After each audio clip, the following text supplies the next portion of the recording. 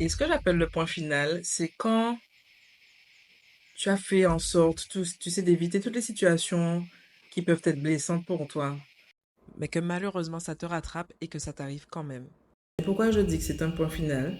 C'est que lorsque tu as fini de digérer, d'éprouver, de pleurer, de relâcher, après cet événement, d'autres événements similaires pourront se produire et se reproduire encore et encore. Ça ne te fera jamais plus rien. Ou en tout cas, ça te fera presque rien. C'est l'événement que tu redoutes le plus, mais en fin de compte, qui va mettre un terme à tout ce que tu aurais pu vivre du même genre, qui aurait pu toucher cette fameuse blessure que tu as. Et mon point final concernant ma blessure de l'humiliation, que je portais ou que je porte peut-être encore un peu, hein, je la ressens pas, mais c'est possible. Le point final que j'ai vécu, je l'ai vécu il y a quelques années, le jour où une collègue m'a dit, alors que je lui ai, elle paraissait énervée, j'étais vers elle, je vous fais un raccourci, hein, mais cette collègue elle m'a dit, en me parlant d'un compte rendu que je lui avais remis, rendu par mail, elle m'a dit, et franchement, hein, ce compte rendu que tu m'as remis m'a été, c'est un vrai torchon. Et là, à l'intérieur,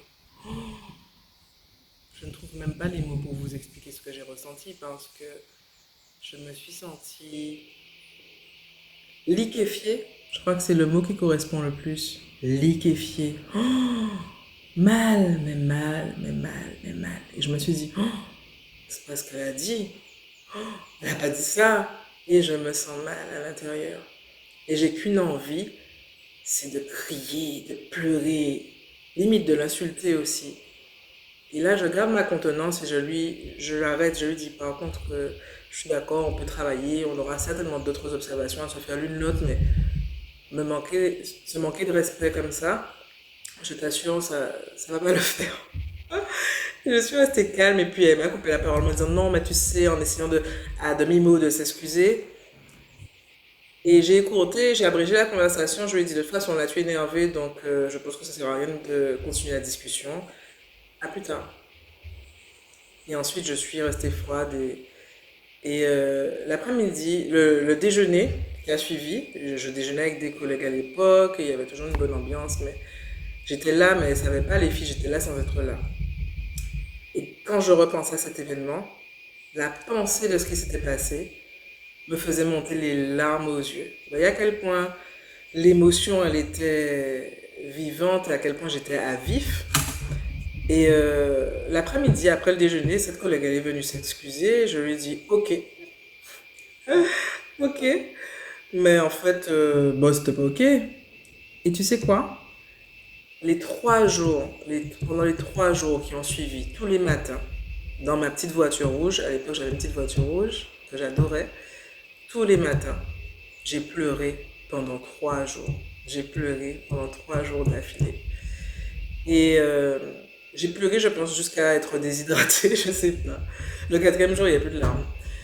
Mais j'ai pleuré pendant 3 jours et j'ai compris plus tard que c'était des pleurs de guérison. Et qu'en fait, ce que j'avais vécu avec elle, c'était un point final à ma blessure de l'humiliation.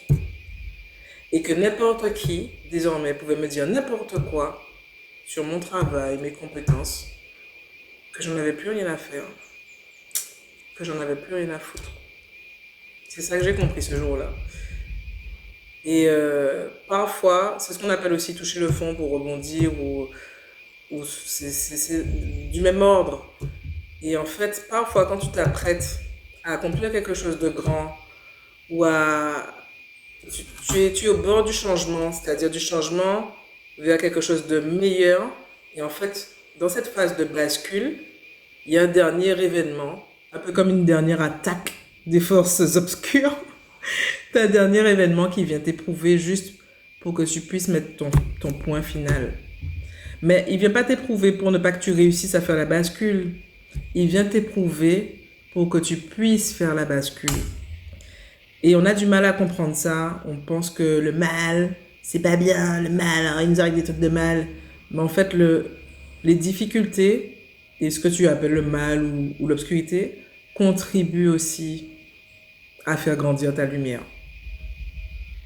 Les difficultés contribuent à faire grandir ta lumière.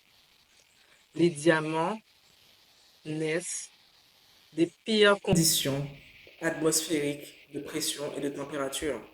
Sans ça, ils ne seraient pas des diamants. N'oublie pas ça. Bref, donc tout ça pour te dire que des points finaux, on en vit, c'est difficile, c'est éprouvant, mais après tu es libre. Alors toutes celles-là qui ne veulent jamais pleurer, là, qui restent dans leur orgueil, moins, pleurer pas un homme, moins, pleurer pas ta habitant, moins, en péché pleurer bail. Mais en fait, c'est pas pour la personne que tu pleures, c'est pour toi. Libère-toi. Ce que tu pleures pas à l'extérieur, ça, tu pleures à l'intérieur. Et pire, tu pleures à l'intérieur, mais comme tu n'es pas consciente de pleurer à l'intérieur, tu penses que tu es forte, alors que tu es en train de mettre de la poussière sur le tapis. C'est pas pareil, tu es en train de refouler. Et un jour, quand tu l'auras pas décidé, tu vas faire exploser, comme la montagne pelée. Bref, j'arrête avec mes métaphores, bref. Voilà, et bien sûr, passe une belle journée. Et si tu te rappelles d'un point final que tu as vécu, tu peux le partager en commentaire. Ça peut aider quelqu'un, on ne sait jamais. Bisous, tchuss.